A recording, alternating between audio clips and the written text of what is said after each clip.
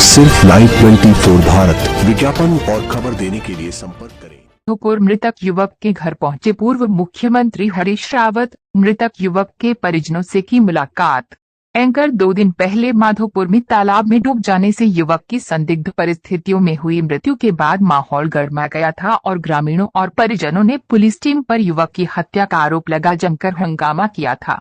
वहीं इस प्रकरण में अब राजनीतिक दलों के नेताओं की बयानबाजी भी शुरू हो गई है, जहां एक तरफ कल पूर्व कैबिनेट मंत्री स्वामी यतीश्वरानंद ने इस घटनाक्रम में पत्रकार वार्ता कर पुलिस कर्मियों को निर्दोष बताते हुए गौ तस्करों के खिलाफ सख्त से सख्त कार्यवाही की बात कही थी। वहीं आज पूर्व मुख्यमंत्री हरीश रावत मृतक युवक के गांव सोहलपुर गाड़ा में पहुंचे और मृतक युवक के परिजनों से मुलाकात कर उन्हें सांत्वना दी।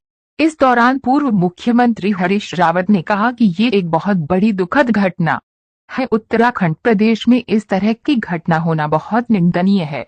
उन्होंने कहा कि इस संबंध में उन्होंने उच्च अधिकारियों से वार्ता की है और जो भी इस घटनाक्रम में शामिल है उनके ऊपर जल्द से जल्द कार्यवाही की जानी चाहिए।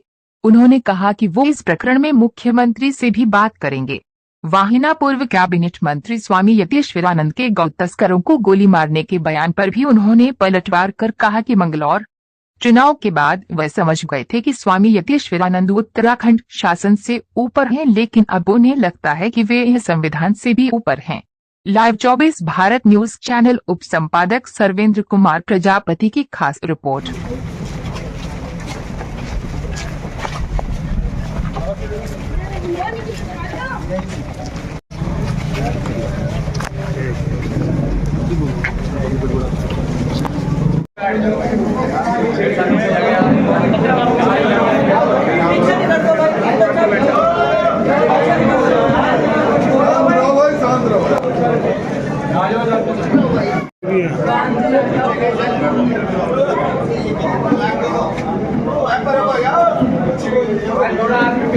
आप सब दोस्तों से मेरी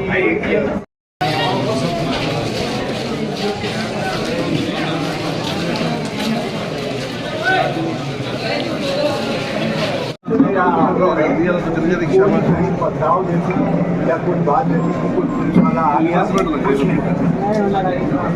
वसीम के साथ यहाँ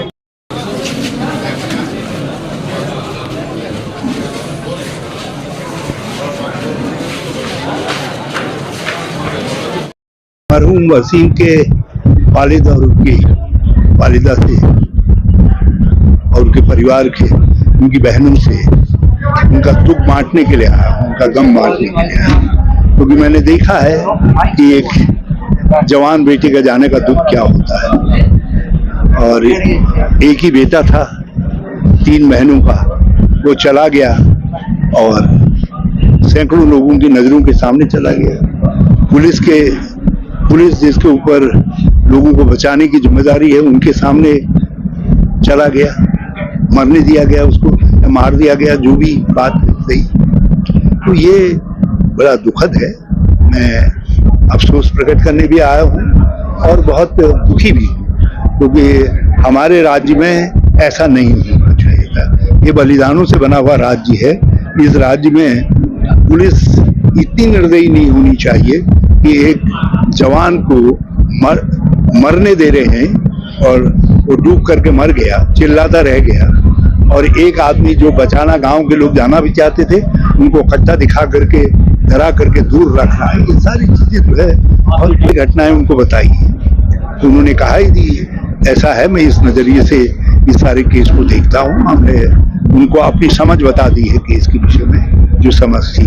और हम उम्मीद करते हैं कि राज्य के हित में, पुलिस के हित में भी है कि जिसका दोष है उसको दंडित किया जाए, चाहे वो कोई है।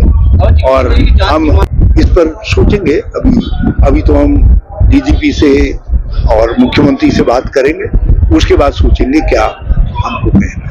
22 अगस्त को बीएचईएल प्रशासन द्वारा हमारे रानीपुर थाने में अवगत कराया गया था कि इनके जो यार्ड उनका यार्ड है, जहाँ पर जो भी बाहर से इनके कंसाइनमेंट आते हैं वो वहाँ रखे जाते हैं। उसमें से करीब 17 कुंटल, करीब 1700 किलो से ऊपर न्यूमेरिक प्लेट, जो एक निकल का ही एक अपभ्रंश है, गिब्स का ही एक धातु है, तो उसकी चोरी वहाँ से की गई है, जिसका उपयोग टरबाइन बनाने के काम पे आता है। पुलिस के द्वारा क्योंकि मामला काफ़ी बड़ा था और करीब 17 कुंटल से ऊपर की ये चोरी थी और ये भी बात प्रकाश में आई कि क्योंकि इतनी बड़ी चोरी में 17 कुंटल धातु को वहाँ से ले जाना इतना आसान नहीं था। इस पर एसपी सिटी के नेतृत्व में हमारे जो एसओ रानीपुर हैं, उनके द्वारा और इनकी टीम के द्वारा इसका लगातार प्रयास किए जा रहे थे। कल इस संबंध में हमारी 28 तारीख को करीब एक स्कॉर्पियो गाड़ी काली रंग की जिसमें 3 लोग सवार थे, उनको पुलिस के द्वारा हिरासत में लिया गया और उनसे जब पूछताछ की गई तो उसमें एक सोनू कबाड़ी जो लगातार इस घटना के बाद से ही हमारे रडार पे था। ये बात सत्य प्रकाश में आए कि उसके द्वारा ये निम्नलिखित व्यक्ति यहाँ पर खरीदा गया था और आगे उसको दिल्ली में भी मेरठ के थ्रू दिल्ली बेचा जा रहा था। तो तत्काल पुलिस ने कार्रवाई करते हुए इस गाड़ी से करीब हमने 7 कुंटल से ऊपर अभी तक धातु प्राप्त कर ली है, जिसमें कुछ धातु गलाई हुई भी है और अन्य जो धातु है जो बाहर दिल्ली तक उन्होंने यहाँ से बेची है, उसको हम लोग जल्दी रिकवर करने का प्रयास कर रहे हैं। हमारी टीम इसमें ऑलरेडी लगी है। जल्दी ही इसमें अन्य खुलासे भी किए जाएंगे और जो भी लोग और इसमें इन्वॉल्व हैं उनकी भी अरेस्ट की जाएगी। सर, जैसे अंदर का मामला है कि ऐसे किसी अधिकारी का अभी तक तो कोई रोल सामने नहीं आया है, पर क्योंकि इतना बड़ा करीब 1 करोड़ से ऊपर की जो धातु है उसको ऐसे यार्ड में रखा जाना और उसके बाद किसी को भी इसमें जो है जिम्मेदारी अभी इनके द्वारा नहीं बताई गई है कि किसकी जिम्मेदारी इसमें थी।